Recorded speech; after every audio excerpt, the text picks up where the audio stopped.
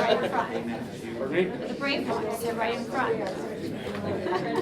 Everybody else is Else we see it. good spot. You can hear everything.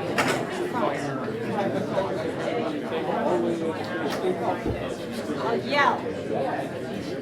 I'm gonna have to yell, get back there, so I have no mic.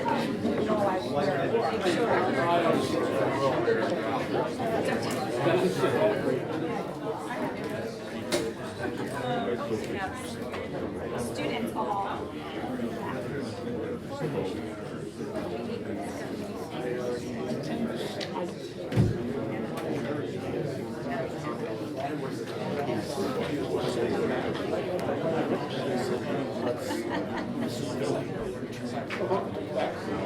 Yeah, people behind you. You're like a wild bunch. Watch your back.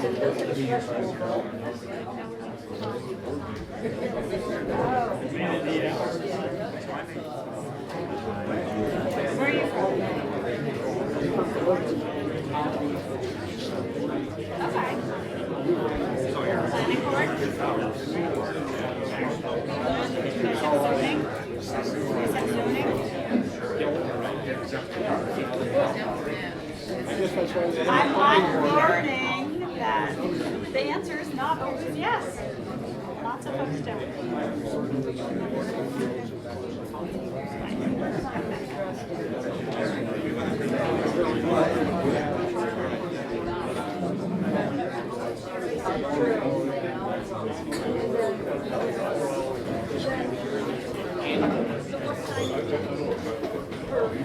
I will give you one of these at the end. You'll get $2 today.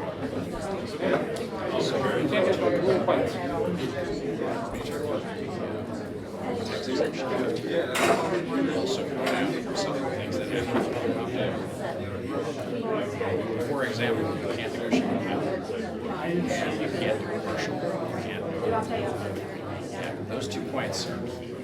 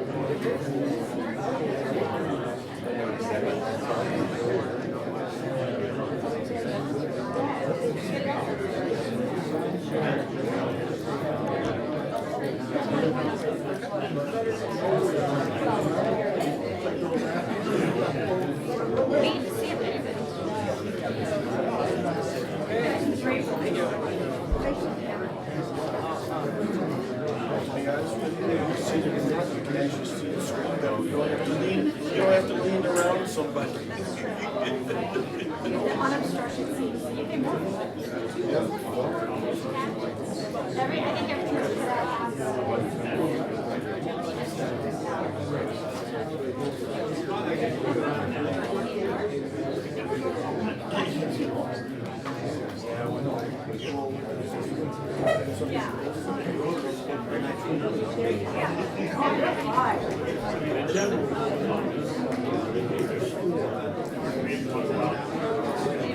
I brought a 6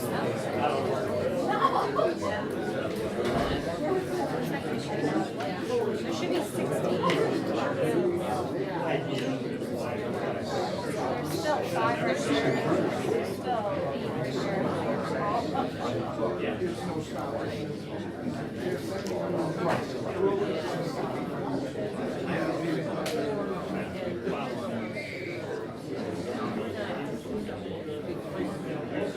I'd rather do it in one. I work at Case Law School in White Plains. White Plains? I just want to have Sure, not too bad. Is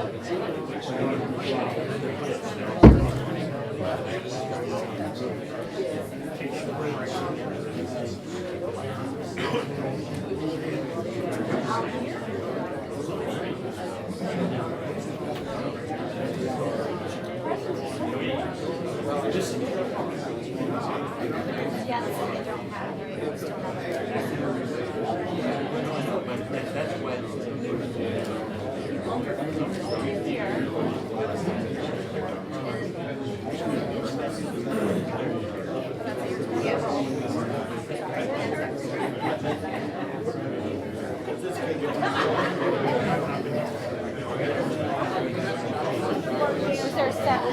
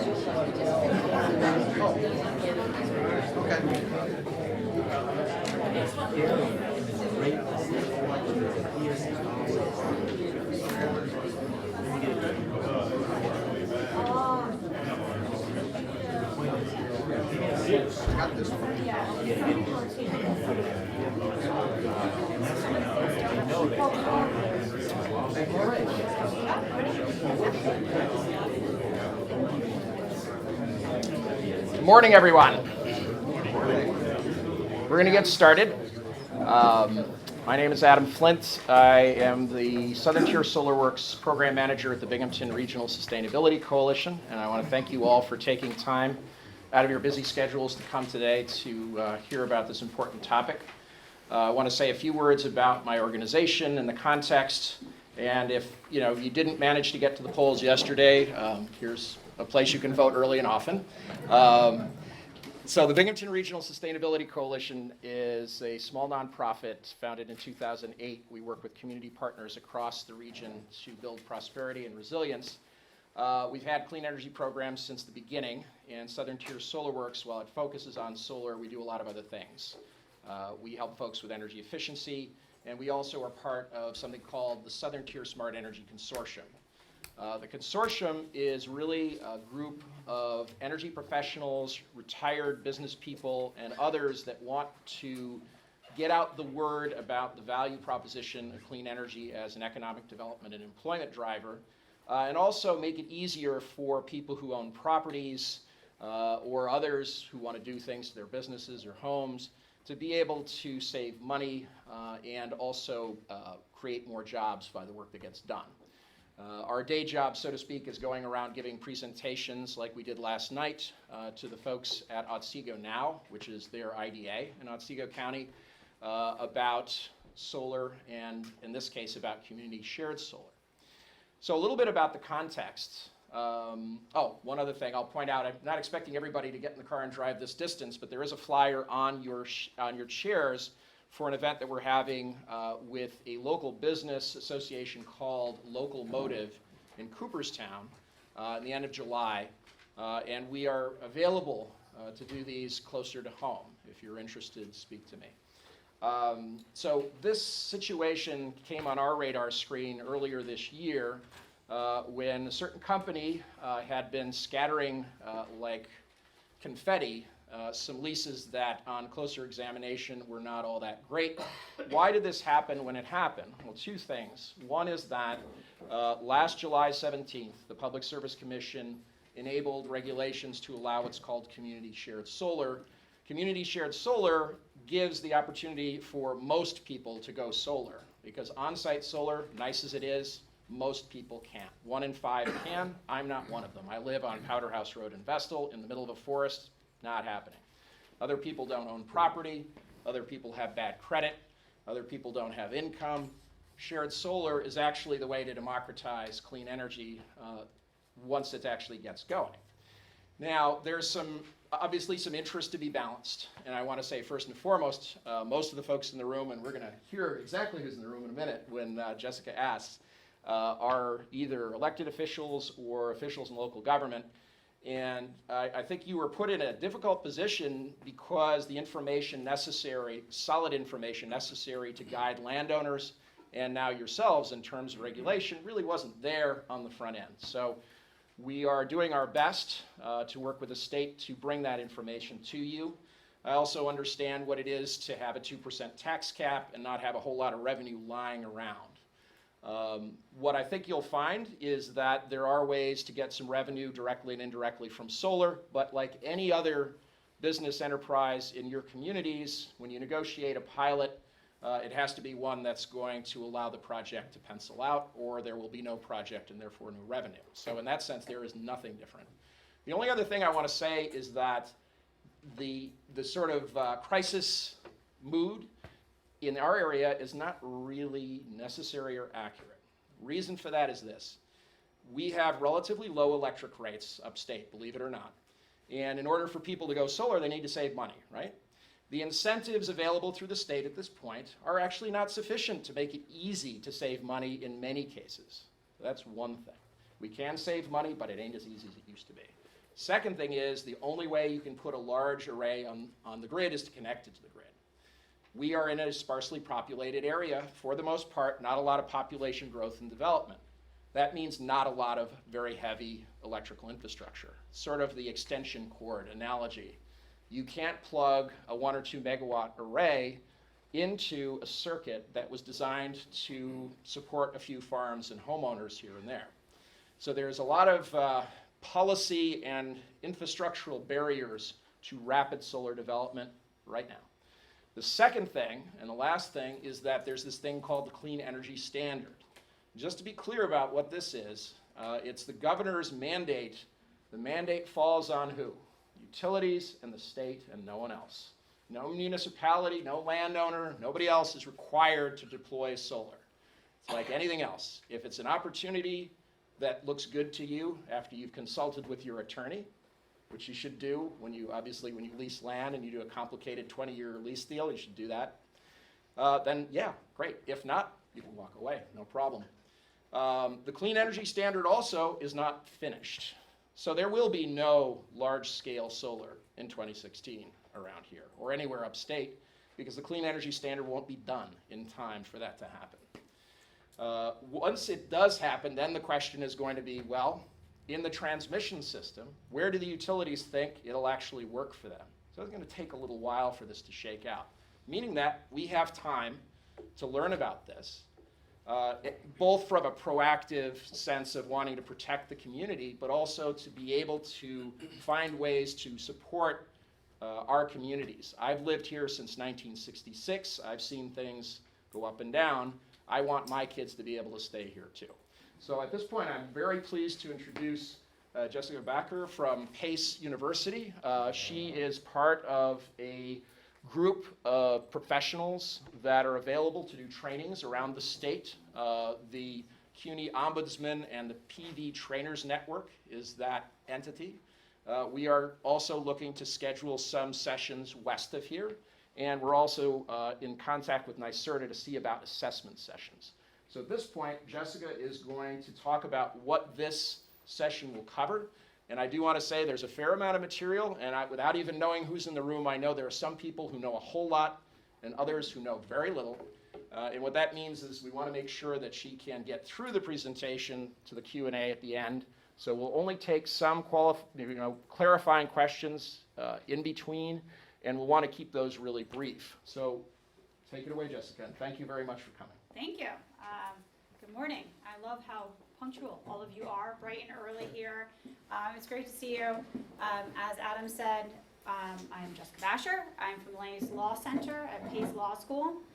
Before I get started, I do want to mention one thing, and we can share this link. So one of the things that's really important that Adam just went through is the rumor mill, right? That this is horrible, this is going to happen. So, kind of getting through that and figuring out the facts about solar, what's happening in the state is really important. So the PV Trainers Network actually recently did a Mythbuster type of webinar, and it's available on our website, and we can get you the link, and it'll go through what are the facts, what are not the facts. So what are people telling you? And I think that'll help a lot with maybe a lot of the questions that people have about what is the state doing, who's required to do what does the law really say, and from that standpoint, I think it'd be very helpful maybe to a lot of folks that are concerned about things that you're hearing or reading about in that sense.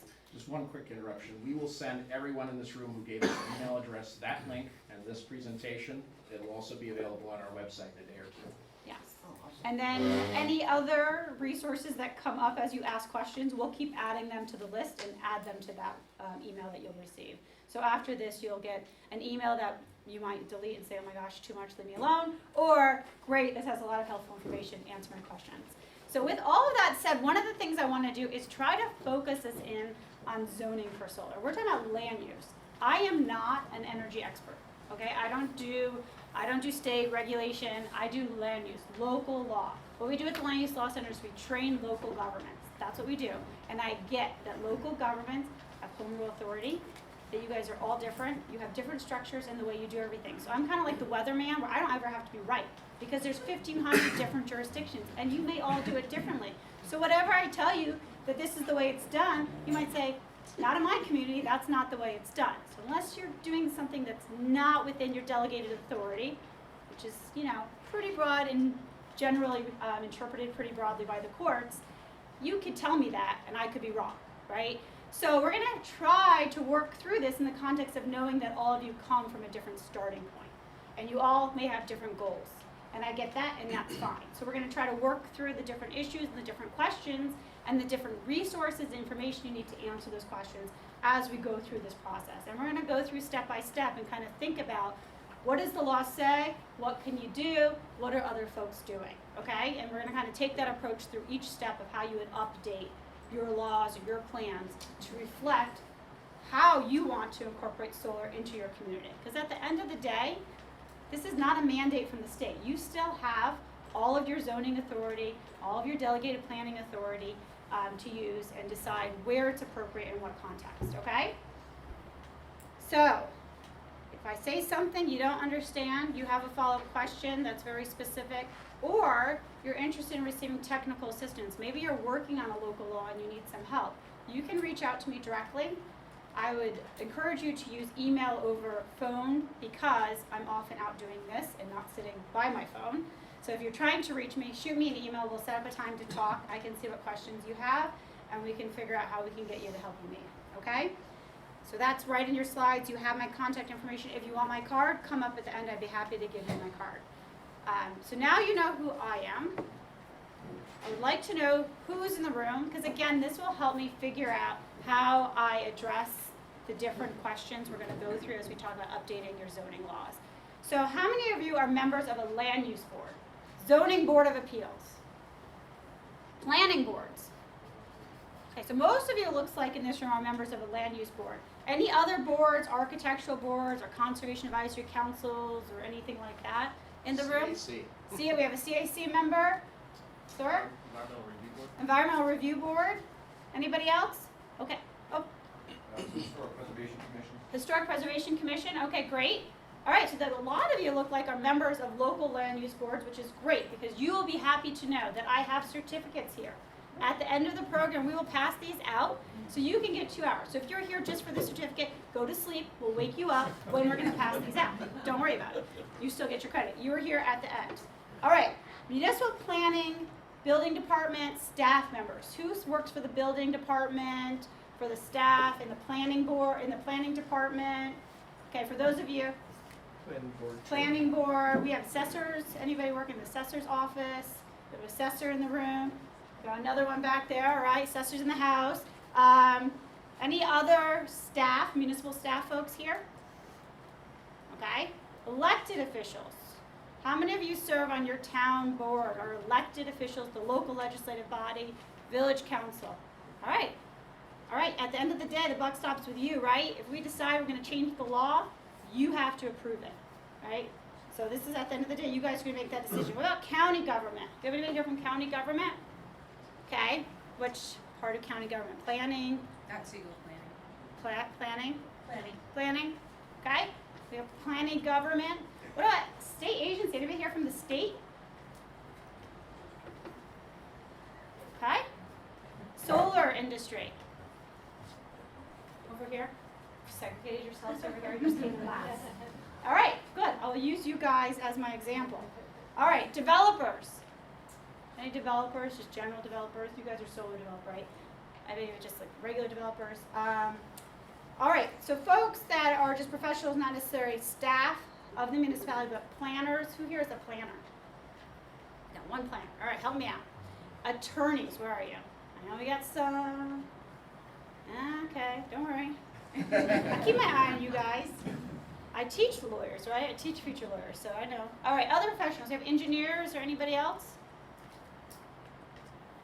Engineers? Architect. Architect. Engineer. Okay. All right. We got a lot of expertise in this room. A lot more expertise out here than up here. So you guys can help me out if you need to.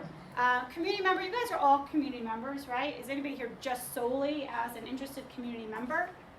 Thank you. Thank you for joining us. Anybody else? Anybody from a different group that I didn't mention?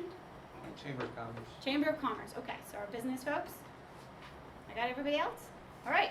All right, well, welcome everybody. So I would say most of you really make up the land use boards. I think it's the majority of folks in the room. We have some representation from these other groups, which is really helpful. And we'll just start working our way through. So, first thing I want to do, how many of you came to the program that the PV trainers hosted with Adam's group? What was that? June 7th? June 7th. June 7th? Bill Obercare and. Okay, so a lot of you were there, so I won't spend too much time on this, but I just want you guys to understand the PV Trainers Network and what we're doing. So the PV Trainers Network is a program funded by NYSERDA, and you can see that we aim to lower the installation costs and expand adoption of solar PV systems throughout the state. Okay, so it's a NYSERDA program. Makes sense? We have partners across the state. All right, so you can see all the partners. That's us. We're going to start down there. One of the reasons that this program exists, as Adam mentioned earlier, is the state has goals about solar installation. They're not mandates to local governments, but there's goals, right? And so some of the things we're seeing as a result of this activity is that PV in New York is increasing.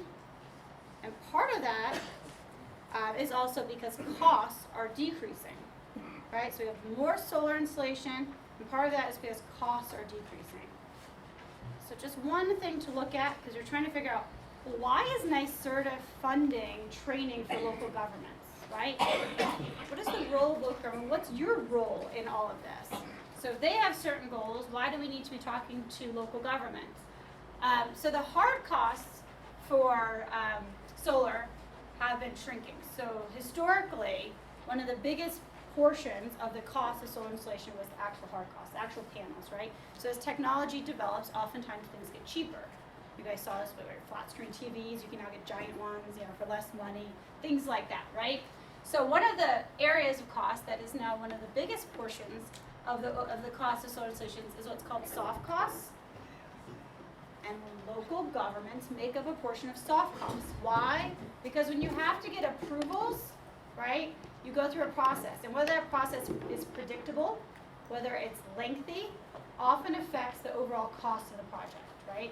So if you know going into municipality what the municipality wants, right, where they want it, what are the restrictions going to be, and it's a predictable outcome in a predictable period of time with appropriate fee structures, then that's what would happen here, right? So the soft costs are what we're talking about.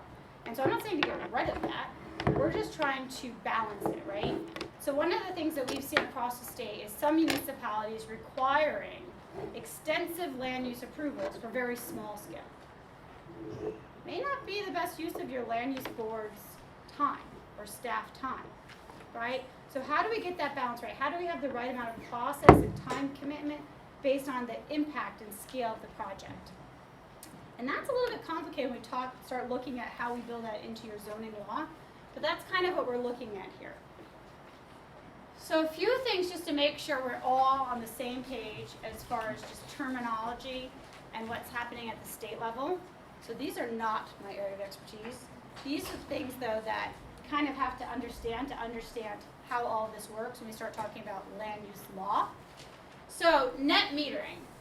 Net metering allows customers with PV to export power to the grid during times of excess generation and receive credits that can be applied to later electricity usage. Well, what does that mean? If you're getting your power from the sun, we don't have sun at night, but you're producing maybe more than you need during the day because you're not home, the utility acts as kind of your battery to kind of, store that and give it back through the use of credits, where you're providing electricity, but you're getting those credits back, so that when you actually need to turn on your light switch, if the sun's not out, you can still turn on your light switch. So that's something called net metering. Until you have net metering, solar panels don't necessarily work unless you need a small amount and during the day. If you need power at night, it's not going to work for you. So we have net metering in the state of New York. The other thing is community distributed generation, shared solar. So Adam talked about this with you when he started. This is the other newer thing in the state of New York that has really gotten, I think, a lot of people's attention directed towards solar, because what it does allow is some larger projects, right? Because now that we're looking at allowing solar for people that couldn't use it on site, right? These projects are going to expand. So what is shared solar? It expands access to solar generation to utility customers who cannot site distributed generation directly on their site, right? Unfortunately, Adam and I are in the same boat. I can't site it on my house either. I have too many trees, right? But if I was interested, this would be an option for me to be able to get electricity from solar. So it enables multiple customers to receive net metering credits from a single clean energy project, allows transferring of excess net metering credits to another customer, and it's intended to allow residents and businesses to buy shares in larger community solar projects. You're saying, what does that mean? That's what I said. What does that mean? And they showed me this. And I said, oh, okay, I get it. So there's a sponsor. The sponsor of the project will construct, own, and operate the project. Or operate the project, okay? So now they've built it. Now you have members. Members would be folks like me who would buy a share based on my electricity usage. I can't use it on site, so somebody else is going to build it somewhere else. I'm going to buy a share. Okay, and now we get the utility involved. They're kind of going to act as the managers of this project because they're going to get the membership information. They're going to find out that I have a share in this project and how much credits I'm going to receive from the project. So this is what happens. So sponsor builds it, they construct, own, and or operate it. Whatever they can use on site, they use on site. The excess generation goes back to the utility. And then the utility is informed of who the members are and gives them credits on their bill because they paid a membership to the sponsor. Does that make more sense? Yes. I see some confused faces, but enough people nodding. Okay. So that's what is now allowed in the state of New York. That's a bit more complicated, right? So from a legal standpoint, this is kind of what the state's been figuring out and how that would work. And then solar industry folks have been figuring out and how it works, right? And then the utilities figuring out how they handle this information and billing information. So there's a lot going on. Now what happens to local government? Well, now you might get applications, right? But again, they're figuring all this stuff out. So the timing is still coming in some respects, although in some places these projects are starting up. Size, location, and cost of shared solar. So just so you know kind of what we're talking about when we talk about shared solar, how large is a shared solar project? There is a 2 megawatt cap. And so you can see here that 2 megawatts, so if it was a full project, it would serve 200 to 400 households, and you would need about 12 acres. Okay? Where can these projects be located? They can be located on private land, public land, and rooftops. So yes, a municipality might decide to be a sponsor or get involved or use some of their land for this type of project. So it could be on public land. What is the estimated cost? So before incentives, it's about $6 to $8 million for one of these projects. Okay. So the other topic, and many of you went to the PV Trainers Network. So there's an entire training program on shared solar. I just want you guys to know about that because it's important to be thinking about that and thinking about that scale when you're talking about updating your zoning. So what is the scale? You know, what are the types of projects that you might be seeing? And then how do you kind of define your zoning to deal with those applications is important. So the other thing that a lot of folks and municipalities are concerned with or want more information or assessors are trying to figure out is the real property tax exemption. So this is the program that was hosted here on June 7th that many of you attended. So what the state has done is they've adopted RPTL section 487. So real property, which includes a solar energy system, shall be exempt from taxation to the extent of any increase in the value thereof by reason of the inclusion of such solar energy system for a period of 15 years. Okay? So the increased value of that property due to that solar energy system, so it doesn't become completely tax exempt, it's just the increased value. Some municipalities debate whether there's any increased value, right? What is that increased value? So assessors are dealing with that question, but there will automatically be this exemption. After 15 years, the value is fully taxable. All municipalities and school districts are automatically included, and more than 92% of jurisdictions continue to offer this exemption. And you're all saying, what? This sounds horrible. Why would we do this? Well, one thing that's in this law is that it allows you to require a pilot, okay? So if you have a project that you think should be paying a payment in lieu of taxes, you can require that they pay that payment in lieu of taxes. It can't be more than what that increased assessed value would be, or for longer than the 15-year period, but you can require a pilot, right? But if you opt out, that option goes away, and you can't pick and choose. You opt out for all solar energy system projects. So let's say I just want to put a rooftop on my house or something small, the type of project maybe you're not concerned about the increased value and taxes for, you opt out for all projects, and you opt out, okay? And so they've structured in a way that you can still receive a payment in lieu of taxes, but that this goes into place, right? So you can still use this exemption in a way that works for municipality and evaluate it project by project by not opting out. So I think some municipalities would read this and go, opt out. Like, why don't we opt out? Everybody opt out. But then when you kind of dig a little bit deeper, you'll realize the benefits. You can require a pilot. You can require it, okay? So you can still work with this and make it work and look at it project by project. So it's important to get the facts on this one before you kind of jump to conclusions about what works or doesn't work. I would just recommend that. And there's lots of resources out there. We have a fact sheet. We did a training. It's in a webinar. I think they covered it in the myth webinar. I know Adam is tracking this closely. I know lots of municipalities are asking questions. So ask questions before you kind of jump on this one. Look into it a little bit more. Yep. Is there a time limit that the municipality or the taxing jurisdiction is held to and to require a pilot agreement? The time limit for when they have, the time period of the pilot or when they have to Time require period it? which they have to say they want a pilot agreement. It's a good question. I have not encountered that specifically. I would assume, and then she folks over here. 60 days. Okay. 60 days from when? From receiving notification from the developer. Okay, there you go. So as long as you check your mail. Okay, so you have 60 days. So that constitutes a trap door. If you don't see or pay attention to that notice that they intend to come into the community, and you don't respond within 60 days, then the exemption applies, correct? You can't get a pilot after that 60 days if you don't ask for it. That would be the case with what they're saying, right? So that's. And it's also the case with any other development project, I suspect, although I do not know. Is there an endless negotiation period if you want to negotiate a pilot for a shopping center? No. The question is, it's not when you get a permit though, it's when you get a notice, a letter, just saying, we might do this. That's when your 60 days requires.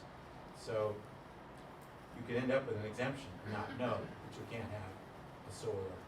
What I would highly recommend here is that municipalities educate themselves about the process, use the resources. So this is not an area that I train on, but we have lots of resources available. There's lots of very specific information out there. It is something that you need to make sure that you educate yourself, because you don't want to be in that position, right? It's Just like Section with 9. everything else, you know, as a municipality, you have to be careful about time periods, right? Just like if you have to give notice or hearing or something else, all you on land use boards know what I'm talking about, right? You want to make sure you meet all of those required time periods. And so yes, you need to be careful about those types of things, and it's important to educate yourself. And so that's why anybody who's curious about this, or, you know, particularly looking at it, we will send lots of resources to you. We encourage you to, you know, look at these resources and dig deeper, and just make sure you understand the process and the time period so that you don't run into those types of issues. Okay, let's talk about land use. I'm going to move on to land use. If anybody has any questions, we will definitely get you more resources on all that stuff, but I just wanted to make sure everybody was aware of some of the things happening at the state level. All right, land use planning for solar energy. So before I can talk about zoning, sorry, I keep forgetting to stay on camera. I have to talk about planning, and my planner in the room will thank me for this. How can you update your zoning without kind of thinking about it from a policy standpoint, maybe engaging your community, looking at your existing plans, understanding your goals and objectives, is important, because you're going to have to make decisions about what's appropriate and where it's appropriate. So some planning, policy level work may be appropriate. We have an entire training program on planning for solar.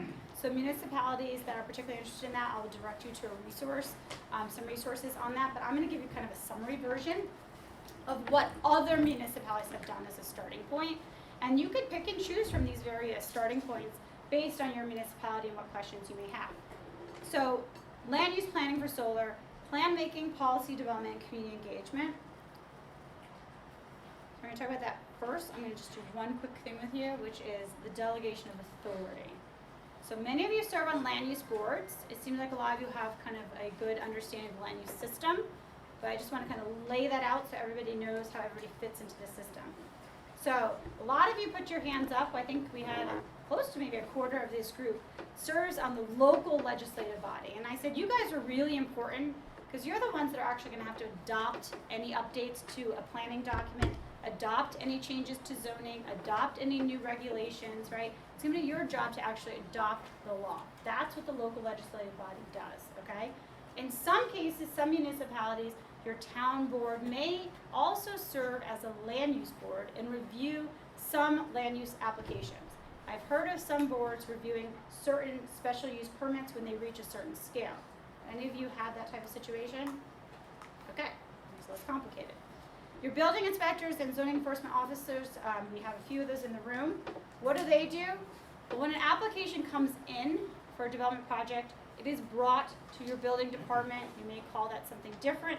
In that department, there may be one person, multiple people, or the same person serving as building inspectors, code enforcement officers, zoning enforcement officers.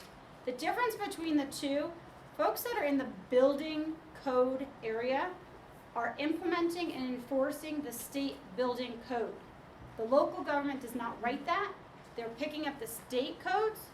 In some cases, you may have some local modifications with approval. We won't get into that. But they're implementing the state code. That's what they're looking at to make sure the project meets those codes. So like the electrical code, fire and safety, things like that.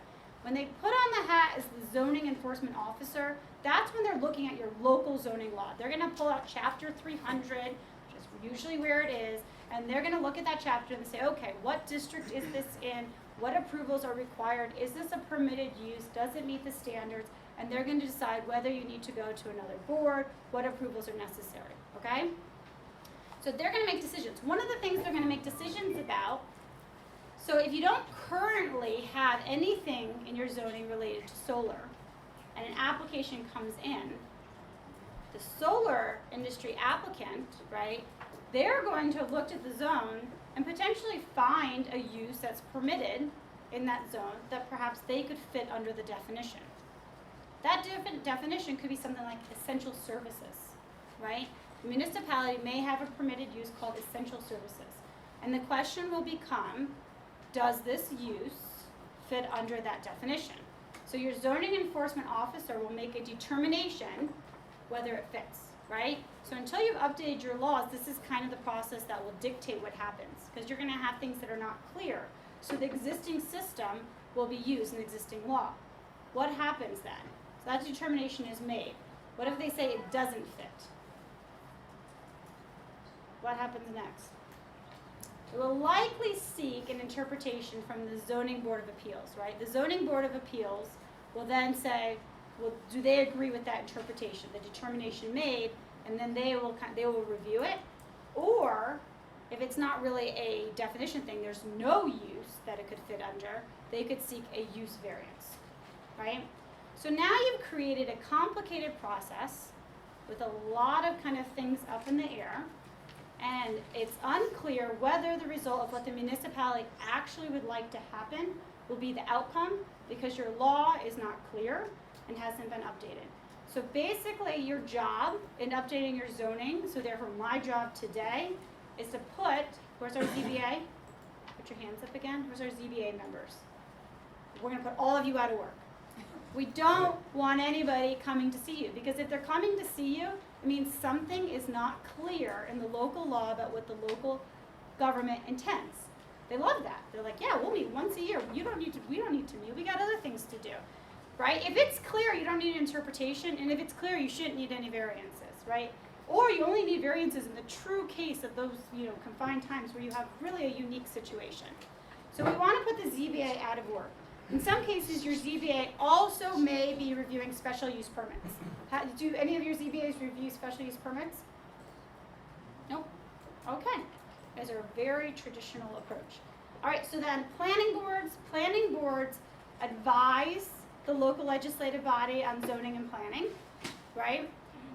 They also approve site plan, subdivision, and special use permits. That's the most traditional approach for planning boards. It seems like, based on your show of hands, that, for the most part, is what's happening in your jurisdictions. One last question. Any of you not have zoning at all? Okay, so you guys all from the same community or multiple communities? You're not all sitting together, so I'm guessing 4 communities potentially here don't have zoning at all. Okay, so for those of you that don't have zoning, I will show you through the materials I'm going through how you can use it through site plan. I assume you guys use site plan for land use review processes? Okay, how you can use those development standards in a site plan approach to address some of these same things. You will have limitations on what you can do as far as location, but you can still address other issues. So with all that said, you could continue, if your local law, right, currently has an existing process, procedure, use that's appropriate, you may be able to just include solar energy systems in that, right, and not have to go through a complicated update of your zoning law. It may be that that doesn't exist, or you have more issues you want to look at. That is purely up to your municipality, but I don't want you to take kind of this entire presentation to mean that you have to go through a lengthy, complicated process of updating your zoning law. It is possible that you have an existing thing like essential uses, and I'm using that example because I know a particular municipality that said, why are we going to go through this huge process of updating our zoning law in all these different ways? If we just put it in there and we kind of look through how that works, that's exactly where we'd want it, and that's exactly the process we think is appropriate. So we don't really need to kind of go through a complicated process, right? So that's something to think about, what your existing law says, right? What it may fit already, or what changes you may need to make. Okay. We mentioned that there's 1,500 jurisdictions. Seems like most of you are pretty much on the same page. I've had a lot more differences, so I think we're okay. But I will try to note, for those that don't have zoning, some differences. So I mentioned the fact that you may want to start at a policy level before you move into zoning. That's because you have to make decisions. What are you going to make those decisions based on if you don't have information available about what your community wants, where solar is appropriate? We had information about infrastructure. I mean, maybe you want more information about what infrastructure currently exists, so you may know where it's reasonable that these projects could go before you kind of waste a lot of time. So you may want to do some information gathering, policy level work before you get started, and lots of municipalities have done that. They've really kind of embraced that idea. So one of the first things, and we have a model, and I have some paper copies or I can email copies, a model resolution that kind of just talks about a starting point. It engages the local legislative body on addressing this issue and outlines a starting point. So some of the things that you would include in that resolution, you can see here, was, okay, well, what are some of the benefits and findings? You know, what are the issues with solar? What are the benefits of solar for our community? What states the intention to plan and regulate for solar? So if you're planning to update your zoning, you could state that's what you're going to do. So local legislative body would say, look, we're going to address this, we're going to review our plans and zoning, we're going to figure out our next step. You may want to adopt a task force, so I'm going to talk about that in a minute. You may want to authorize research and studies. You may want to tell that task force, well, could you take a look at our zoning? And a municipality is asking me to do this right now. And go through and search it. Is there anything already in there for solar? Is there anything in there that relates already to energy siting? We need to know what our starting point is. And I can also share with you a questionnaire about that that talks about, does your jurisdiction already address zoning in their plans? Does it in their local code? Do you have anything about solar access?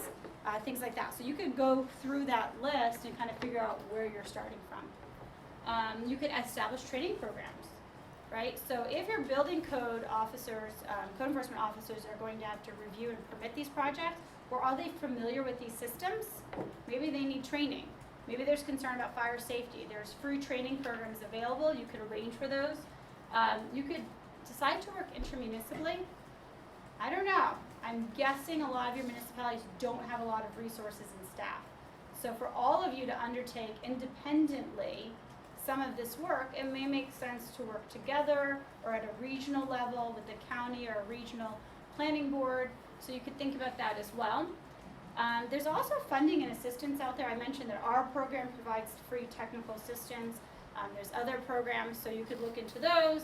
Now, you could engage the community, right? Do you have a good sense of how the community feels about this issue?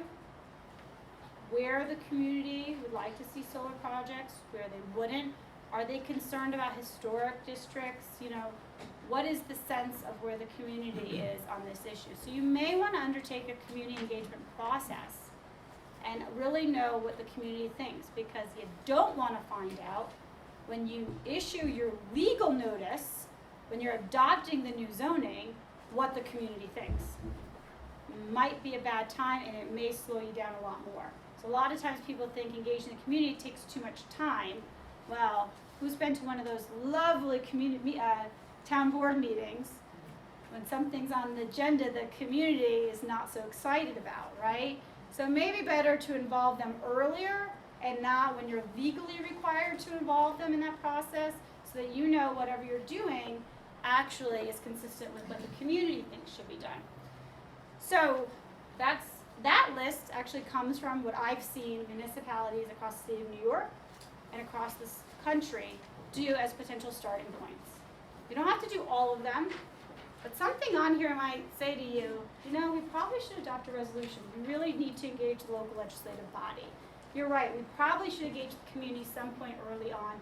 Maybe as we update the law, we'll host some meetings or put up a survey or do something. Right, so you can pick and choose what you're going to do here. But I just want to share with you from just looking at municipalities across the country who've successfully moved into zoning changes, these are some of the things that they've done. So what are the benefits of solar? Raise your hand if you agree and you're willing. Who thinks a benefit of solar is economic development and job creation? Environment and public health benefits? Reduced and stabilized energy costs? Energy independence and resilience?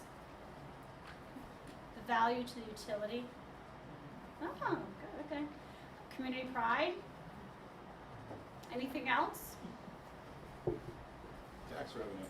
Tax revenue? The project we proposed yesterday, the tax revenue was about $500,000. $500,000.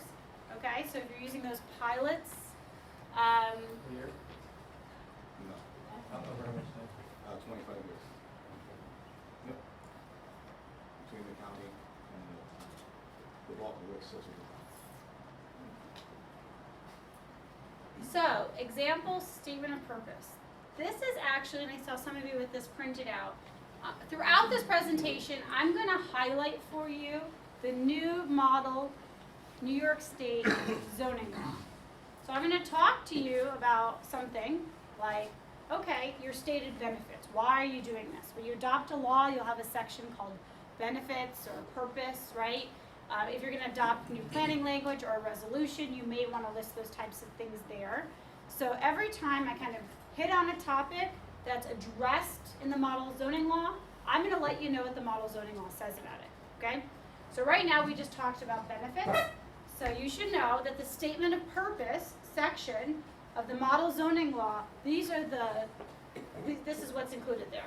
So taking advantage of safe, abundant, renewable, and non-polluting energy resource, decreasing the cost of energy to the owners of commercial, residential properties, including single-family homes, and increasing employment and business development in the region by furthering the installation of solar energy systems. It's a model law. So, I mean, you have to adopt it exactly as it says. No, it's a shortcut, right? Somebody else has done some of the work for you looking at different laws and kind of pulled pieces together, right, that you could then use. The directions list all these other ones that you could pick from. I think the one that's pretty interesting is this one, creating synergy between solar and other stated goals of the community pursuant to its comprehensive plan. So do you have other existing goals, affordable housing, right, decreasing overall costs, things like that, that may make sense that solar could be used to kind of achieve that goal? So that's something to think about. You may or may not. You may look at your comp plan and say, no, this has nothing to do with any of our other goals. Maybe you're trying to stabilize tax base, and maybe you could use an arrangement like that to preserve another area. I don't know, right? That's something for you to think about. So there's all these additional benefits. I'm not going to go through them. You can take a look at them. I just want you to know they're there. The other example from the policy thing that I want to highlight is adopting new zoning, updating zoning law, depending on what you're going to do, can be time consuming. And that's why I talked about the fact that you may have a structure already in your law that works and it just takes some tweaking. It may be that you want to start with the model law. It may be that you want to start from scratch and look at what all different municipalities have done and decide what works best for you. I've reviewed laws that are up to 20 pages, have 5 different types of solar projects, are extremely complicated and took a number of hours to put together. And I wonder the implementation of them will probably be quite difficult because now they're wanting to know who's going to come train the planning board to implement the new law, right? So be careful, right? Don't overdo it. Sometimes simple is better. You still have SECRA and existing environmental regulations to address particular concerns with projects. You may want to think about that, okay? So just think about, maybe it just makes sense to require, site plan and use some site plan regulations. You might be able to do it in a more simplified way than being extremely extensive. So something a task force can do is be charged with either that list of policy things like the community engagement or updating their planning or doing this evaluation of what's already in the zoning or updating the zoning, right? Making recommendations. So you might say to me, well, we have enough task force boards, committees, we're not creating another one. Or you might say, we already have a CAC, a Conservation Advisory Council, an existing board. Or you might say, maybe at the regional level, maybe this is something the regional planning board or the county could help spearhead, right? Maybe you could kind of do it that way. So you could charge an existing, create a new, work at the regional level. But one of the things before you can get into updating zoning is figure out who's going to do it. I'm assuming, because a lot of you are sitting here, you think that you're going to be involved in some way. You're volunteering yourself, or maybe you're just figuring it out and you're saying, not me, nope, it wasn't me. But it's something to think about. Most communities that are updating their zoning, either somebody really has taken it on, volunteer. Only in the large municipalities is there really staff that have done it. A lot of times that volunteer is backed up, of course, by a municipal attorney, a land use attorney. But, they're taking on the brunt of the hours of doing that. So just think about that and think about the opportunity to work at a regional, county level, or to evaluate what you have and maybe just update it. Okay, so just a couple quick things on task force, and then I promise we're going to talk a lot about zoning. So who sits on the task force? Could be anybody, but think about potentially getting folks involved, like from the chamber, from the historic district, the industry folks, the utility folks, the people that are going to tell you, I've looked at laws and said, does this really work because I'm thinking if you have that kind of setback and that kind of minimum acreage and that kind, at the end of the day, the buildable lot is about this big. I'm not sure that you're getting the result that you wanted, right? And sometimes you need some input from other folks. So even if those folks are the ones that you're like, no, I do not want them involved, get them involved early, not later, because they'll get themselves involved at some point, and it's better to involve them at the drafting stage than at the review stage. So I encourage you to think broadly and openly about who could be involved in the process. Landowners and farmers, I think in your area, folks that are likely to be signing these leases would be great people to involve in the process early on. Okay, so what's the task force role? It's that list of things that we talked about. You can charge them with any of these things. They could be working on any of these things. I assume because you're all here, it's going to be the regulatory piece, but there might be some other things you want them to work on, like the community engagement. Lots of communities are doing it across the state and in other states. So does anybody here have a task force? A group that's already working on updating zoning or looking at this particular issue? Question on that. Yeah. If you're creating a county task force, it says on the next slide that, and it might affect your comp plan, that have to have a planning board member present. Does that mean every municipality that's involved, that has a comp plan has to have a planning board member on there, or just one that could represent? Yeah, no, what that note just means that if you are creating an advisory board to update your comp plan, you're required to have a planning board member serve on that. So if you know this process is leading towards an update of your comp plan, then make sure you have a planning board member. It'll be a little bit tricky to be updating your comp plan fully through a county-wide task force, so I don't think you'd run into that issue. But an appropriate person, if you're doing a county-wide and you're going to send somebody from your community, would likely be a planning board member. So it's you're kind of pulling two different things together. There. Go ahead. Yep. It seems a little bit to me like we're stepping ahead. I think, wouldn't it be a lot easier if the state, through the secret process, came out with a generic environmental impact statement that addressed many of the issues that you had, so that the towns didn't have to try to make it up themselves? Yeah. A generic environmental impact statement, I agree, would be very helpful. Or even something, the guidance they did for greenhouse gases, things like that. So something like that I think would be very helpful. I think that I would encourage you to request that. A lot of resources are being put into development of resources for local governments, and so if we get requests like that, like we've gotten requests for different things, then a lot of times either our team or other programs might develop something like that. So I think you're onto something. I think it's a great idea. It doesn't currently exist, and I'm not aware of it being currently in the process of being developed. But I think it would be very helpful. I agree. So somebody did raise their hand that they have an existing task force or group working on this issue. We don't have a task force, but we have 2 projects coming as of this month. This month, okay, and so but you don't have a particular group charged with kind of looking at zoning or Trying anything? to figure that out quickly. Okay, so you guys are I'm trying to aware figure of it out. discussions in at least one nearby county. I don't know if they've gone on. Okay, all right. Well, a lot of times there's, members that are already on task force, so it sounds like, it might be a good starting point for many of you. Maybe you want to talk to neighboring municipalities. Maybe you want to talk to the regional board or the county about helping to organize. It might be a good starting point because you got to figure out who's going to do this work. And you'll realize why I'm saying that as we get into the zoning. Southern Tier East Regional Planning Development Board has been asked. Okay, so there you go. So help might be, okay. So planning to accommodate solar. So just want to know if you're in a position where you're thinking that you want to start from a planning perspective. I don't know. I'm guessing it. How old are your comprehensive plans? Last year, Last year. So does it include anything on energy? we were interested in an energy overlay district. Okay. Anybody else have a year old? I don't know. I'm guessing everybody's a year old. Okay. 5 years old? Within the last 5 years? Within the last 10 years? Within the last 20 years? Yeah, okay. So 20 years, I'm guessing, pretty out of date, right? So some municipalities are saying, we don't have the resources or time to update our whole comp plan. So one thing you could do is you can do a functional plan, which is a plan that only addresses one issue.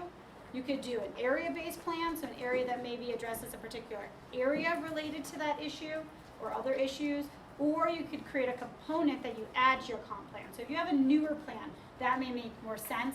Adding a component on this issue to an older plan may not work as well, but you could do something like that. So I just want to highlight that you could, take this in pieces. You don't have to do a full update of your comprehensive plan. You can address one issue, okay? And I said we have an entire training on planning for solar. The American Planning Association came out with an entire guide. You can download it for free on their website, and you can access that. I have a slide coming up. I'll show you the link where you can access all those resources. We have a whole guide on planning as well. So if any of you are thinking that you want to do planning, policy development, all the examples and everything I just went through is in a guide, and I'm going to show you the link to that in 1 second. Before we get there, I do also want to talk about moratoriums. It's kind of like the elephant in the room, right? So if you look at the description of a moratorium, it's like somebody is describing this type of situation, right? They're saying there's new information, there's some kind of new development, there's something that's changed in the land use world, in the landscape, that you're trying to address, and you're figuring out how to address it. And you need some time to figure out how to address it. There's nothing wrong with that. It makes sense, right? The problem is that many municipalities abuse the use of moratoriums. And that's risky from a legal standpoint. That's risky from kind of just a policy standpoint. You don't want to do that, okay? But if you kind of look at the description of what a moratorium is, it makes sense. And so we do have municipalities across the state adopting moratoriums. You need to be very careful if this is a direction that you're going in, because folks are waiting for projects. They're going to be watching that you're actually working towards something. And you might be able to come up with something that can work in the short term as you look at it long term. So kind of think about that. The Department of State has a resource guide that talks about moratoriums, how to adopt moratoriums, and how they work. And again, unfortunately, these come out really small. The key thing about moratoriums is you want to be specific. Who's going to work on this, right? So we talked about the task force, right? The idea, who's going to work on this? What are you working on, right? What are they going to do? What studies are they going to do? What resources are being available to complete those studies? Can deadlines be established, right? Interim deadlines to make sure you're working along so that you can then also establish an expiration date for the moratorium. On average, 6 months is what municipalities are usually looking at, especially if you're looking at a particular issue, but there is no set expiration date. The issue is that municipalities oftentimes will do this. We don't know what to do about this issue. We're going to call a timeout. We're going to adopt a moratorium. It's going to be general. They do nothing for that period of time. That time's coming up, and they're like, oh, wait, quick, do something, extend. Wait, quick, do something, extend, right? And so if you're going to do it, you need to do it right. You need to set a time period. You need to decide who's going to do what, and over that time period, and establish those goals and meet those goals. Or eventually, you will be opening yourselves up to litigation.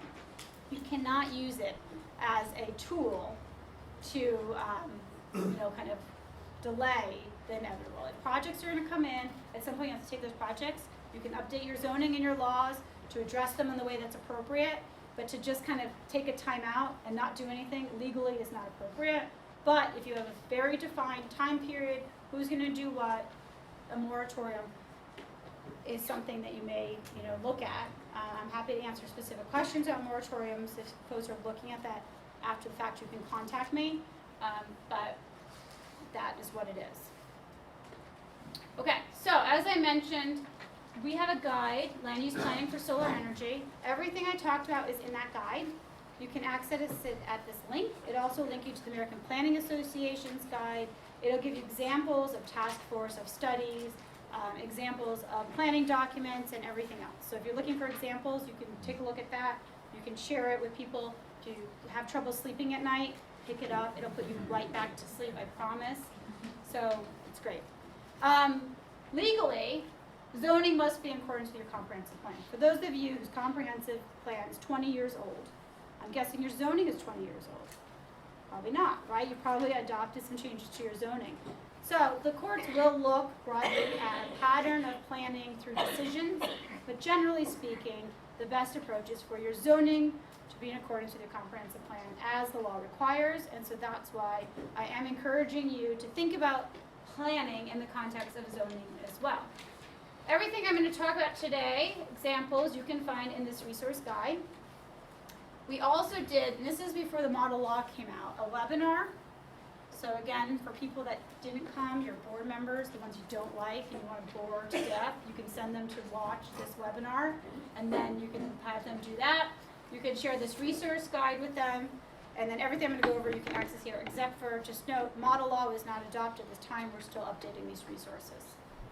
Okay, so here's the complicated part about zoning and solar energy systems. Look at all these different projects. If we're thinking about them from a land use perspective, because that's the only way I think about things, the land use impacts of these various projects are very, very different. So the way that I would want to address them in zoning and the way that I would want to require approvals would be very different, right?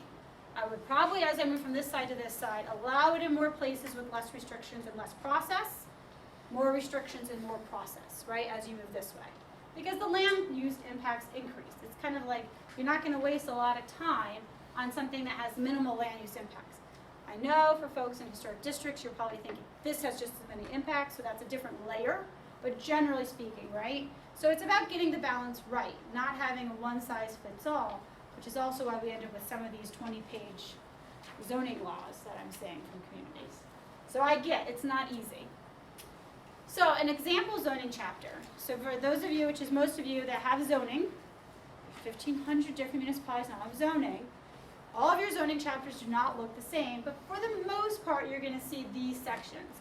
Purpose, definitions, establishment of districts and zoning map, district use, lot and bulk regulations, special use permit, supplemental, non-conforming site plan, special permit.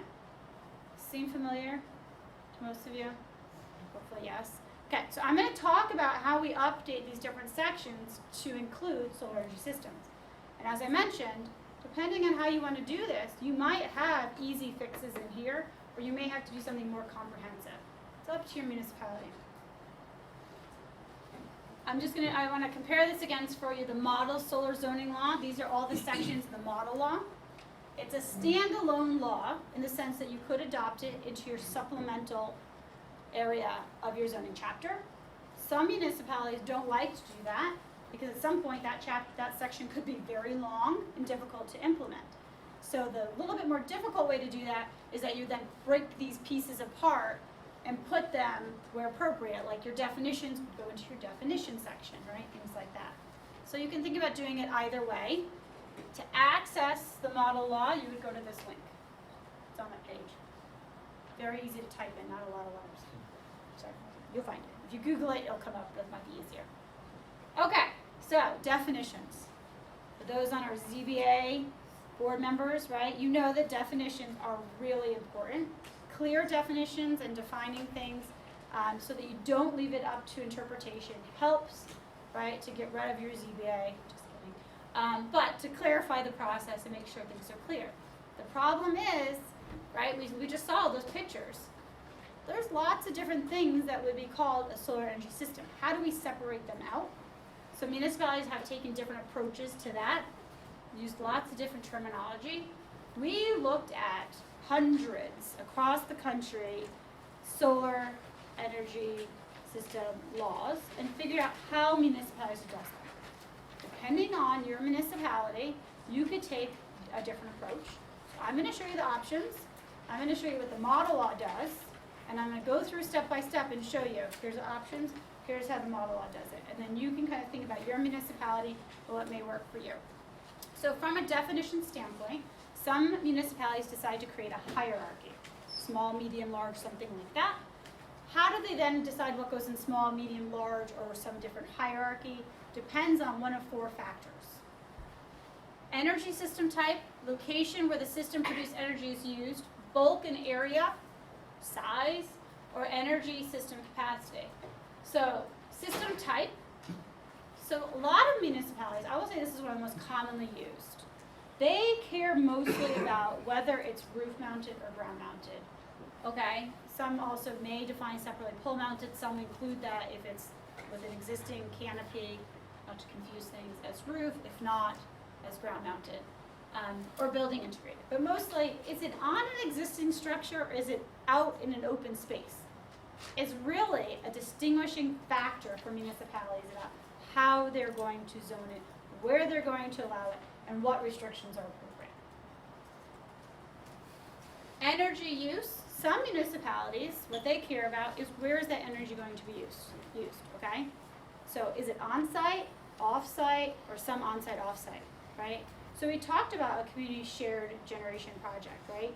And that is going to use whatever it's using on-site and the rest is gonna go off-site, right? So that's where you start getting to your off-site use, on-site versus off-site. And I think the municipalities use this because you're saying, oh, what does that have to do with land use, right? Well, I think that the connection is that if it's mostly for on-site, it's scaled in some way to the use that you've already permitted on that site. So the degree, the impact of that use is already kind of tied to then the scale of that energy project. Versus when it starts going off-site, the scale of the project is not tied to anything that you've already thought about from a zoning perspective, and so you may want to treat it differently. So some municipalities do that. I think this is the most traditional land use one. It's not even used in the model law, but just by, how big is it? How big is it? You could go small, medium, large, and then you could define things differently based on that, right? So just how big is it? Bulk and area could be the factor. Lots of municipalities do use that. The other one is energy capacity. So the risk about using energy capacity, so if you use a threshold of 15 kilowatts, 50 as the size, right? Because I think that this is used basically because they're saying there's a tie between energy capacity and size and land use impact, but that may be different 2 years, 3 years, 4 years from now, right? How often are you updating your land use laws? Come on, not very often. So as technology changes, you would have to update your land use laws, so that may be complicated.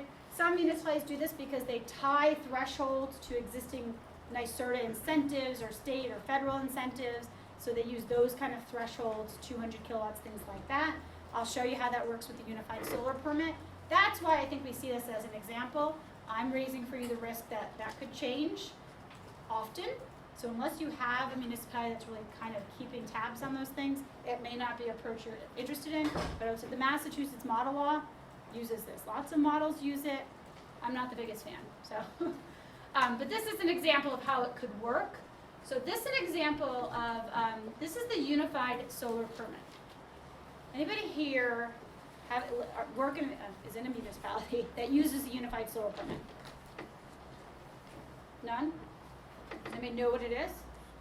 Okay, I can tell you a few people. Okay, the unified solar permit is a permit that was developed by the state to unify what the solar industry permit would look like from municipality to municipality. It combines the building permit and the electrical permit, and it asks solar specific questions. So you have two ways of thinking about this. You can think of it from the state perspective, which is, well, if we have 1,500 jurisdictions all handing out different permits, that's going to be complicated, right? Couldn't we unify that, make it easier, it would decrease soft costs, move things through? Okay. On the other side, from a municipal standpoint, you're saying, well, what's in it for me, right? Well, what's in it for you is that instead of using your existing building permit, which was not designed for solar energy system projects, so it does not ask solar specific questions, it does ask solar specific questions. For those of you in a building department, you don't have to go back and forth with additional questions. This one's designed to ask the correct questions the first time and therefore be more efficient from the perspective. So what we have lots of municipalities who like to call it the solar specific permit, which is more beneficial to the municipality because most municipalities in the state of New York don't care that much about being unified with other municipalities. But I will tell you, there are local benefits to using it.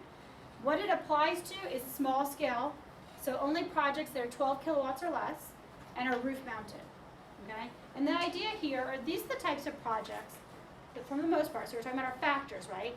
It's on a roof, it's already a developed site, and it's only 12 kilowatts, so it's gonna be a relatively small size project, right? So these are the type of projects that most municipalities are not concerned about impacts, maybe in historic districts or something like that. For the most part, these are the projects you want to move through. So with the unified solar permit, the municipality is agreeing to issue these permits within 14 days. However, it can only be used if you're not required to get a variance or review by a historic board or architectural review board. So you can't go to another board because none of those boards are meeting that often, right, to review and approve it in 14 days. So now you're saying, well, maybe that's kind of good to have a solar specific permit. Here's the other benefit. Currently, NYSERDA is paying $2,500 to municipalities for adopting the unified solar permit. So if you're looking for some pocket change, you can get $2,500 by adopting unified solar permit. What some municipalities do from the zoning perspective is they make this their small scale. When they're defining it, they say, okay, everything that's 12 kilowatts and roof mounted is small scale, it's permitted everywhere, goes right through 14 days, and they use the unified solar permit. Then their zoning starts getting involved at the larger scale, medium and large, because they're saying this is the stuff that should move right through. It's on a roof. That's an option, right? So you could think about that, and you could incorporate the unified solar permit into that kind of thinking and move it right through. So if you want to access it, about 120 or so municipalities across the state have already adopted and are using the unified solar permit. Almost all municipalities in Westchester County at this point, not almost all, several in Westchester County I think are the most down there because they have mostly the small scale happening there. But you can access it on NYSERDA's website or on CUNY's website. There's trainings and webinars for code staff if you want help and explanations on how to use it. And then it's a very simple process to submit the information, and that's also available. It should be available there. You can contact me how to get the money. Who's interested? Okay, so how does the New York State model law define separately solar energy systems? And so the way that they do it is building integrated photovoltaics are separated. So those are the ones that are, the panels themselves are part of the building. It's like putting siding on your house.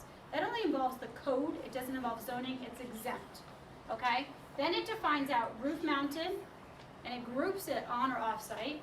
Then it separates ground mounted into two separate definitions. One is just primary ground mounted where it's on site energy use, and then ground mounted off site. So this is going to be how it separates them out later in what districts it's permitted, what standards are required, and then what review is required. It's going to be separated based on system type and energy usage under the model law. Those are the two factors that the model law uses. And I'll keep layering onto that if you're kind of like, what?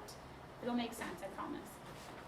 Here's an example I talked about. There's like 20-page examples. So here's the municipality that uses system type, energy usage, and energy capacity. They created small, medium, large. They treat each of these differently, and they're really specific about it. So it can be very complicated. I don't know why you'd want to get too complicated. Something easier is probably better. But again, you guys have control of this, right? Don't overwhelm yourselves, but also find something that works for your municipality. It's better to address the concerns so you can allow, some projects in a way that works than kind of getting yourself all tied up in something that's overly complicated. But there's lots of ways to do that. So the next thing you need to do is decide what districts, which types are allowed. So you've now defined them. Maybe you've defined them like the model law, right? Based on roof mounted, ground mounted. Or maybe you've defined them as small, medium, large, like the other example. So once you've defined them, now you're going to say, well, what districts are small, medium, small allowed in? All districts, right? Medium, all but residential. Large, only these, right? So you're gonna make that decision. The model law is not going to decide that for you. So here's the way the model law works. So remember, model law, roof mounted, regardless of size, regardless of where the energy is used. Under the model law, does not matter. If it's roof mounted, it's all treated one way, and it's permitted in all districts under the model law. And remember, it's a model law. You can do whatever you want at the local level. This is the approach the model law uses. Okay? Ground mounted. Remember, ground mounted is only those where the energy is used on site, under the definition in the model law. Okay? In that case, the municipality will decide and fill in the blank which districts are appropriate.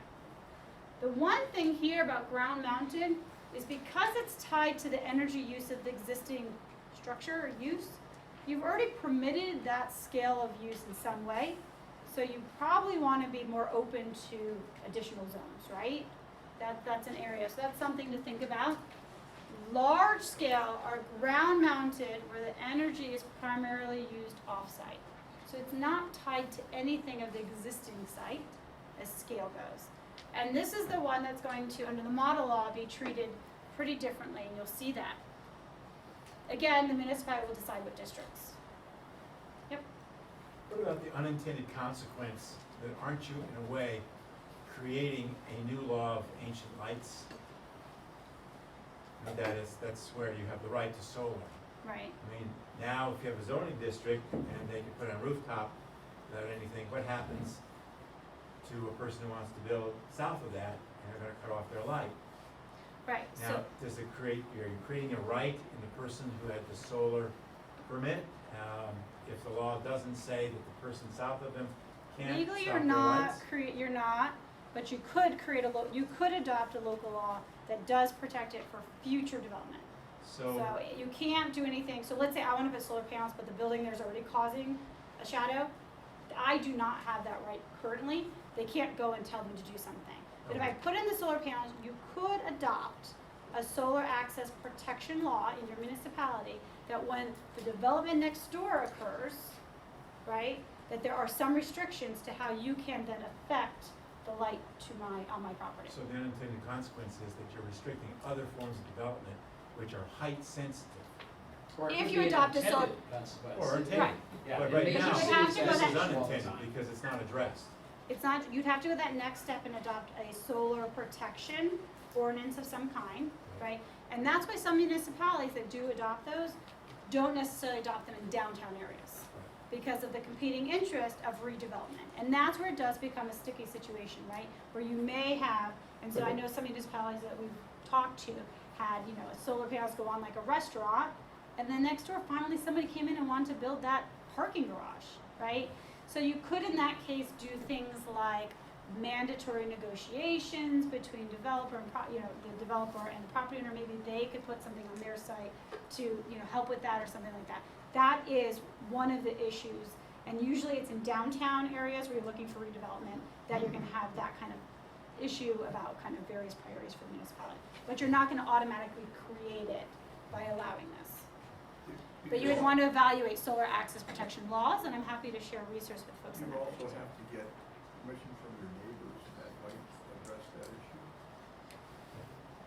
Yeah, well, when you do you'd have to get permission from so what you're saying, you would have to get permissions from your neighbors for, Well, actually, I have a situation that it may be affected. A guy owns 2 acres in front of me, I'm being put a project in. So if I contact him and he says, we would like a project, yeah. does that answer Chris's question? Yeah, so you can also have where there's you have to have the neighbors agree, yeah. And that's one of the options for solar protection access, yeah. Okay. Okay, so what type of use, right, is the next question. Are you going to allow it as? And so there's different types of uses. Principal uses, accessory uses, secondary uses, we'll talk about what that is, and special uses. So the question for the municipality, I'm not saying this, what is a principal use? What do you want to allow as a principal use, right? When it's principal, remember it's allowed as of right, right? When it's as of right, that's not special use, there's no special use requirement, right? Permit requirement.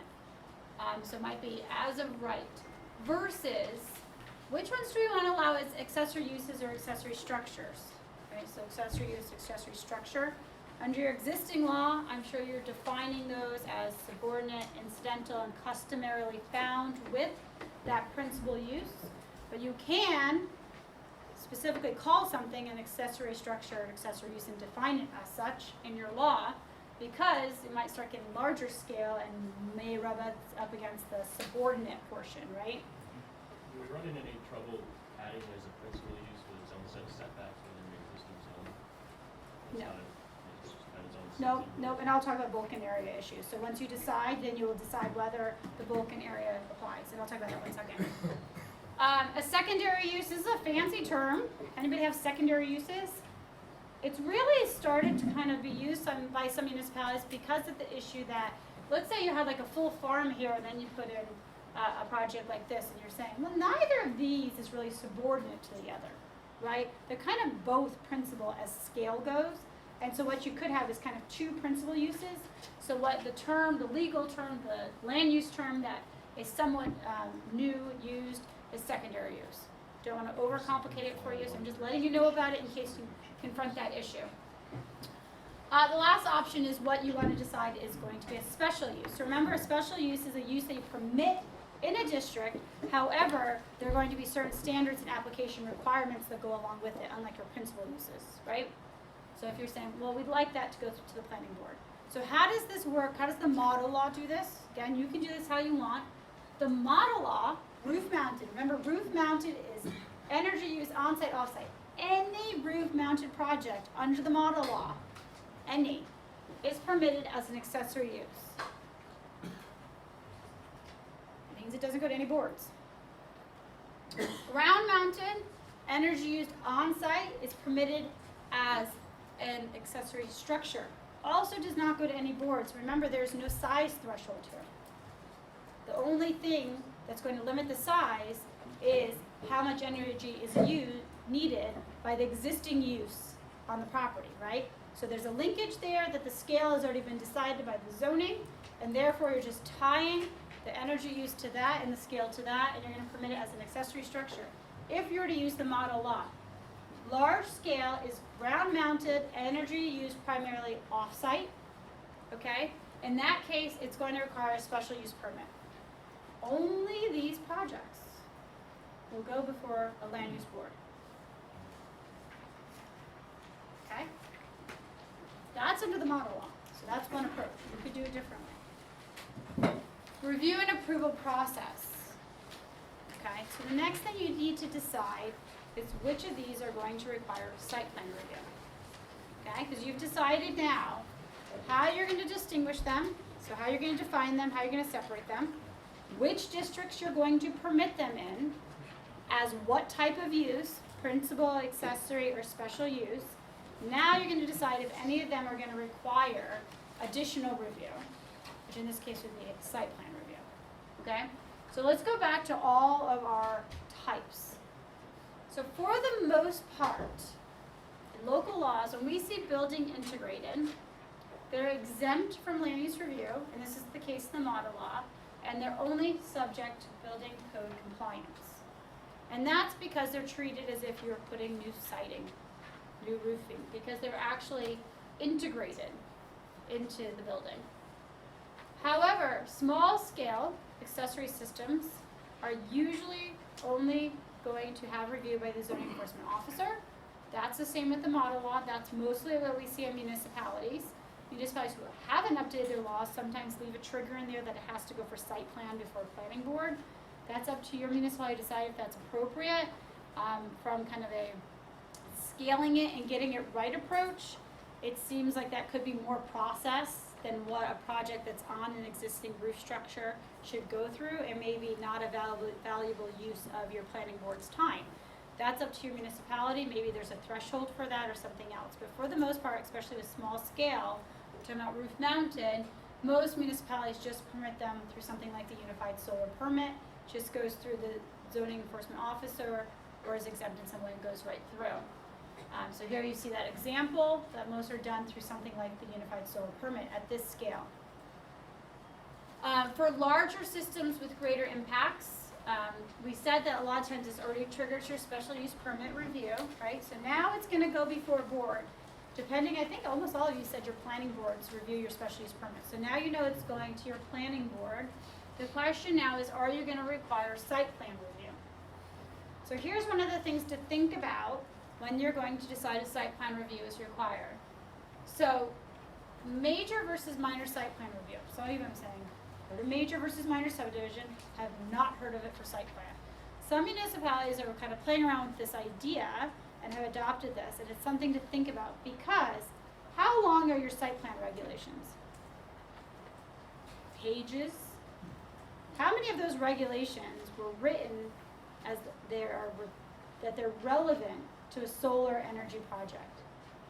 Not a lot, right? They're not going to be relevant, right? So the question here is, when you then just say, oh, and it requires site plan review, okay, so we have our solar industry folks say, okay, we need site plan review here. Okay, what does that require? You get this application that has a bunch of questions that are relevant, and you get directed to a bunch of regulations that are not relevant, right? And then you have set time periods that may not be appropriate for the scale of the project. So what municipalities can do One, they can waive, right, requirements that are not applicable, which I'm sure a lot of you are doing. Just make sure your law states that you're authorized to do that. Two, you could actually create a minor site plan review or a solar-specific site plan review that really just addresses the site plan issues you want to address that are relevant to solar, and also shortens those time periods. You don't have to keep those longer time periods that you have for site plan review for a shopping mall or a strip mall or, you know, some other larger project. You can adjust those. And so some municipalities have done that. So you can see here, the Township of Bethlehem, they have a minor and major done by size, and it decreases the review. Some municipalities are doing that residential projects versus commercial projects, where they want to review them, they want to do site plan, but they don't want to put residential projects through the full site plan. So they make those minor. It could be that you put all solar projects through minor at a certain scale, right? Not a small rooftop, but at some point. So I guess the question is, up here is site plan review being kind of the most burdensome review. How do we scale that back to kind of what's appropriate, or at least what's solar specific and relevant, so it's not a big waste of time for the solar industry and for your planning board? And so that's something to think about, and not just require site plan review. The way that the model law does it is the model law does require site plan approval for your large scale projects. Remember, so no site plan review. Planning board, you're out of this. You do not get involved until we get down to large scale, right? So when we're talking about accessory use, accessory structure, which is our roof mounted, energy use on and off site, ground mounted, energy on site, planning board's not involved. When we get down, all the way down to large scale energy used off site, ground mounted, that's going to require a special use permit. So now you're getting before board. It's also requiring site plan review. However, in drafting this, we don't know in a model what's in all of your site plan regulations, but we do know there's a lot of stuff there that's not relevant. So if you look at the directions and the provisions in the model law, it does include a waiver. It does talk about making sure if two different boards review special use permit and site plan review, that you consolidate it before one board, issues like that, but let's not extend the process. But really, under the model, only site plan review for this. I get that some municipalities may say, you know, ground mounted, over a certain size, we'd like those to go before a board too. That's up to the local municipality. But again, think about what the requirements are and make sure you're limiting that. And I want to get into some of those requirements now. So I'm going to quickly talk about bulk and area and get into development standards. So bulk and area requirements. When you decide that it's applicable to a district, we just had a question on this, automatically the bulk and area requirements of that district are going to apply to that use. A municipality can review that bulk and area chart and decide that that's not appropriate. Okay? So the way that the model law, so I'm just keep using this as an example, you could do it differently, but this is the thought process, okay? For roof mounted, the height and setback requirements are with the underlying. For the most part, the model law sticks with the underlying because it's a model law. There's 1,500 different approaches. We don't know what the underlying says. We can't make those determinations at the model law level, but the municipality could change that if they wanted to. There's an assumption that if you adopted it related to that district already, that you kind of identified what's appropriate in that district. And so you may think that something different is appropriate for a different use like solar, but for the most part, underlying should work generally. So for roof, the height exemption that's usually granted mechanical devices would automatically also apply to solar. Most municipalities, if not all, have some height exemption, recognizing the fact, let's say you have a flat roof, that you would have like some HVAC or something on the roof that might go beyond the height limit. It gives that same exemption to solar energy systems automatically through the model law. So really, when you're talking about roofs, the height limit really isn't there. Because it's there underlying and then it's exempt. Okay? Ground mounted systems, setback and height is the underlying district in the model. You could change that. If it's a residential district, it does limit it to rear and side. There is a note that if you're in a rural area or somewhere where it is okay to have it in a front yard, you don't need to stick to that. Okay? Size, that's where your underlying is probably not going to be appropriate. And that's because when you decided lot coverages, you were thinking about buildings, parking lots, pervious surfaces, right? When you're talking about solar panels, there's a pole and then there's impervious surfaces. No, reverse that. If we're thinking of impervious surfaces, when you're talking about solar energy systems, a lot of underneath is still going to be pervious, right? So when you're talking about lot coverage, you can allow a lot more lot coverage with a solar energy system than maybe what you would have allowed with a building. So that's where you want to increase it. I've seen everything all the way up to 80% allowed. On average, it's usually around 60%, but you would have to look at what your zoning already allows. And yes, the panel surface area should be included in that calculation according to the model law. I have reviewed laws for municipalities that don't include that, so it's up to the municipality. What they've done is they've not included it, and they use a lower percentage. So it's really up to the municipality. But the way the model law does it is they allow more lot coverage than what your underlying zoning does, so you would increase that, but you would calculate into that total the panel surface to calculate the lot coverage. Okay? The large scale, so remember your large scale are ground mounted where energy is used off-site. Height and setbacks, again, are underlying districts. During the review, additional restrictions could be applied. It does have an option to include a minimum lot size. That's up to the municipality. That may create complications that you don't want to have. And then again, the lot coverage is going to be similar to the other ground mounted. Use the panel, but alter from the underlying, because the underlying probably is going to be too little, because it was designed for buildings and parking lots and things like that. All right, so development standards are, some municipalities impose specific development standards to mitigate land use impacts associated with solar energy systems. So this is where, you know, if you're like, oh, they're gonna be ugly, right? They're gonna be too close to residential districts. They're gonna, you know, this is where if you have legitimate land use impact concern, you can include development standards. You're concerned about security risks. You want signs, you want fences, right?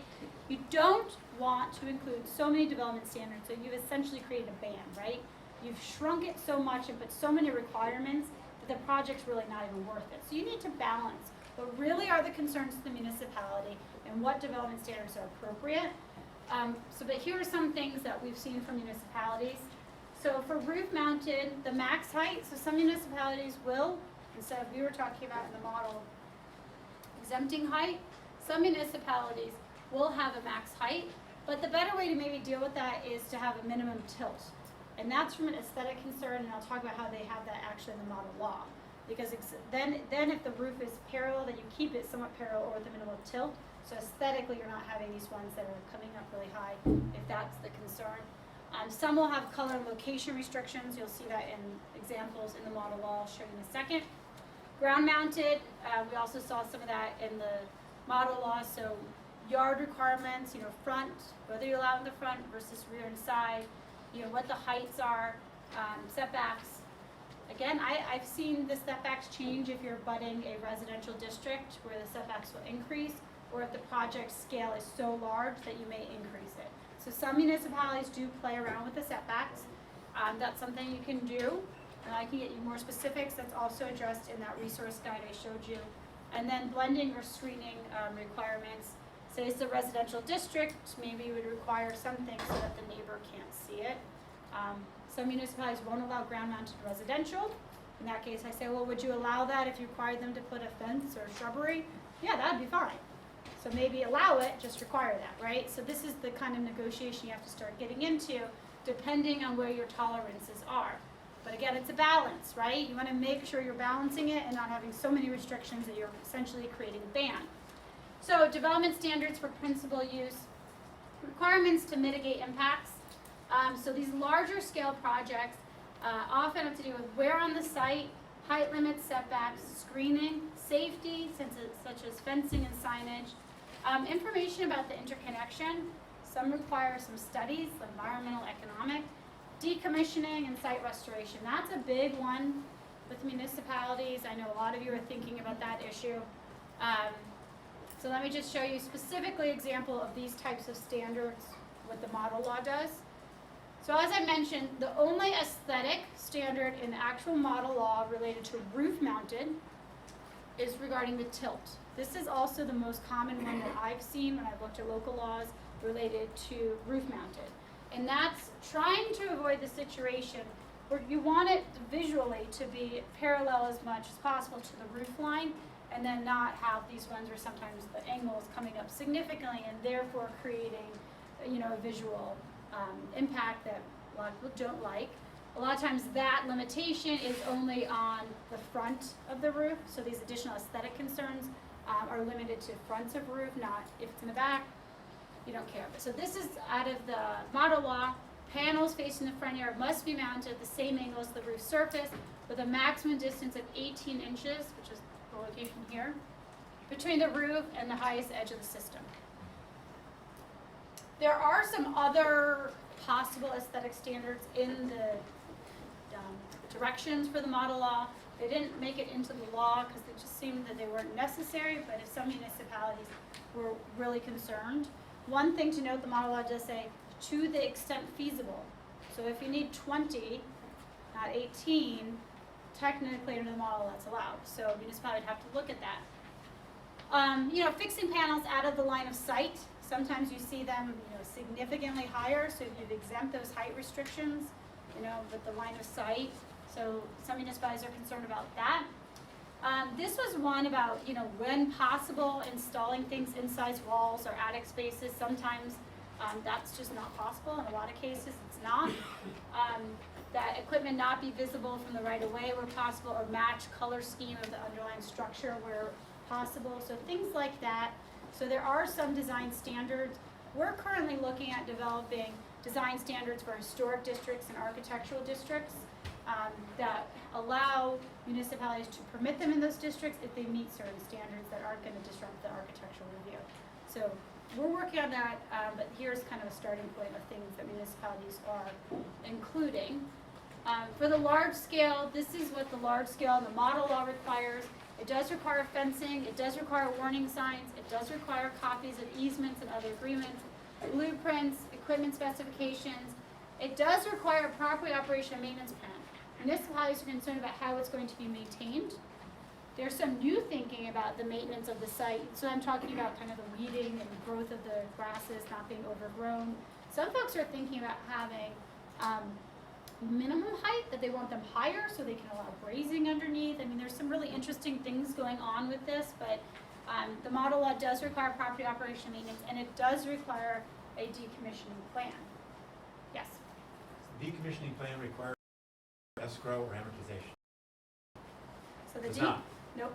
So how do you secure the decommissioning then? So here's what the model law says, and then I'll answer your question next. So what the model law requires, they require a decommissioning plan be submitted with the site plan application, with the special application.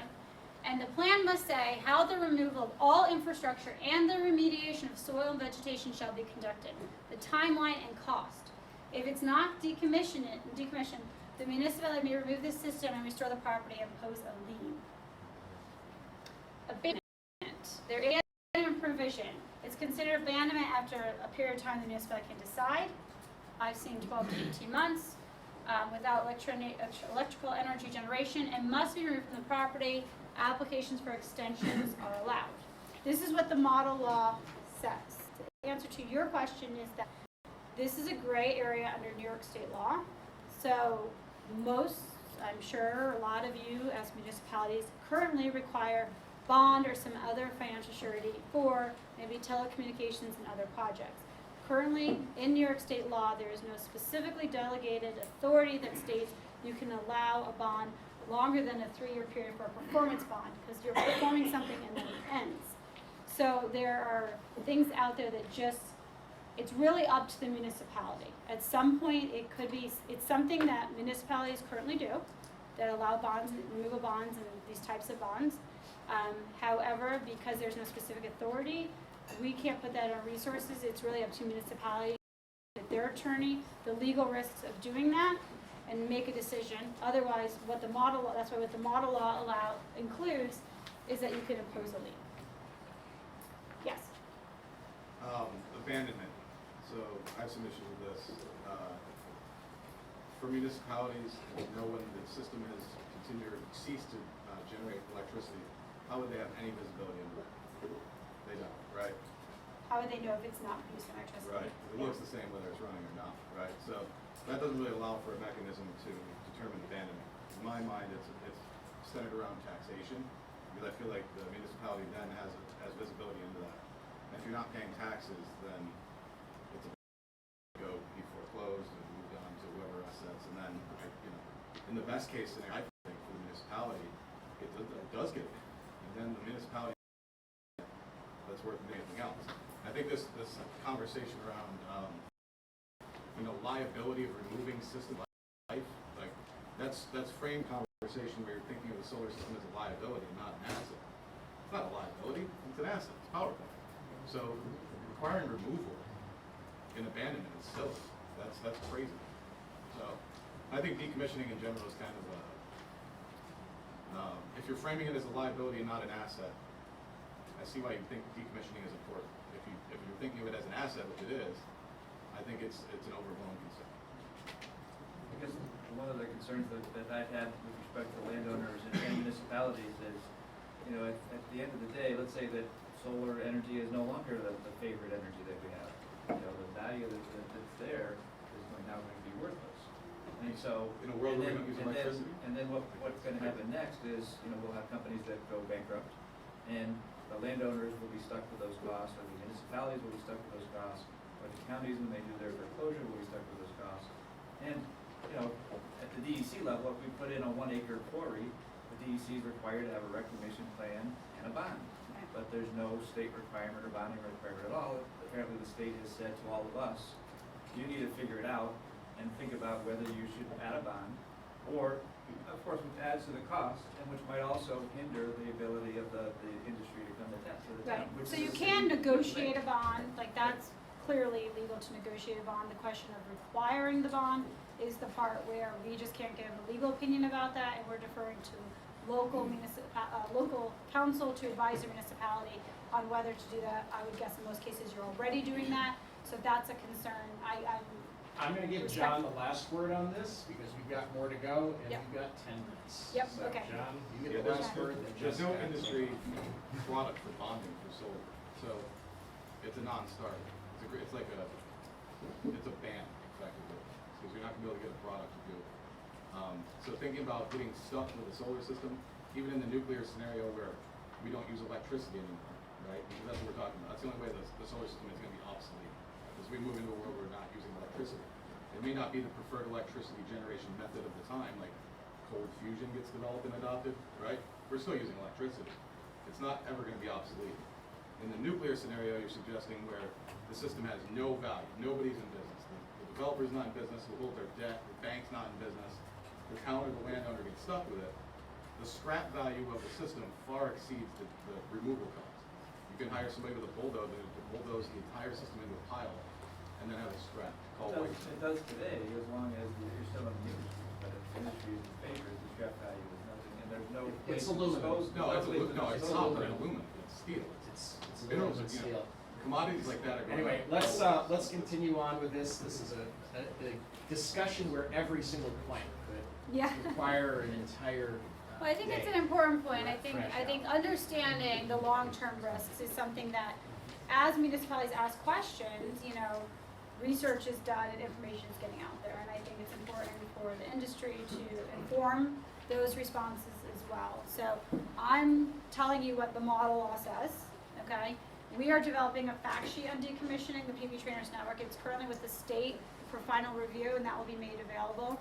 One of the sticking points is that legally, it'll be up to the municipality to decide about the bonding piece, and whether, asset liability, that's a conversation, and we can continue to have. So, that is that piece. So I just want to, in our last 10 minutes, mention, special districts, okay?